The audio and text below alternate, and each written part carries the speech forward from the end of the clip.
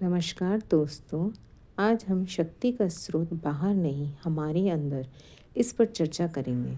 जड़ पदार्थों के अधिक समय के सत्संग से हमारी वृत्ति बहिर्मुखी हो गई है। अतः प्रत्येक कार्य एवं कारण का मूल हम बाहर ही खोजते रहते हैं। हम यह कभी अनुभव नहीं करते कि आखिर कोई चीज़ आएगी कहाँ से और देगा कौन।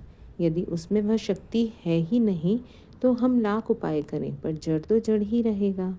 चेतन से संबंधित होकर वह चेतना भास हो सकता है पर चेतन नहीं, क्योंकि प्रत्येक वस्तु का स्वभाव भिन्न है। जिसका जो स्वरूप है वह उसी रूप में रहता है, स्वभाव छोड़ता नहीं। उपादान नहीं है तो निमित्तानि कारण करेंगे क्या। अतः कार्य कारण का संबंध हमें जरा अंतर्मुखी होकर सोचना चाहिए। जो अच्छा बुरा करते हैं वह हम ही करते हैं, अन्य नहीं। और जब कोई विकास होता है वह अंदर से ही होता है, बाहर से नहीं। निमित्त तभी कार्यरत होते हैं जब उपादान के साथ ही संबंधित हो। हमारी शक्ति का स्रोत हमारे अंदर ही है, अतः हमें बाहर ढूंढते फिरते रहने से सिद्धि नहीं होगी। मृग की नाभि में कस्तूरी होती है, उसकी सुगंध से वह मतवाला रहता है, पर वह उसे बाहर कहीं और से आती हुई मानकर चारों ओर भटकता फिरता है, फिर भी उसे कुछ भी हाथ नहीं आता।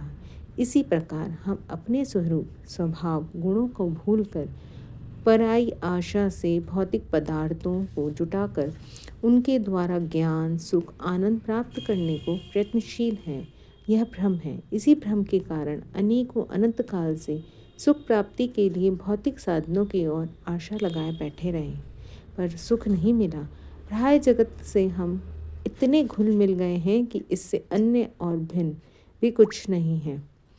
इसकी कल्पना तक हमें नहीं हो पाती है। जिन महापुरुषों ने अपनी अनंत आत्मशक्ति को पहचान कर उसे प्रकट किया है, पूर्ण ज्ञान एवं आनंद के भोगी बने हैं, उनकी सारी चिंताएं विलीन हो गई हैं। आकुलता व्याकुलता नष्ट होकर पूर्ण शक्ति प्रकट हो गई है। उनकी इच्छा नहीं, आकांक्षा नहीं, अभिलाषा नहीं, आशा नहीं, चाह नहीं।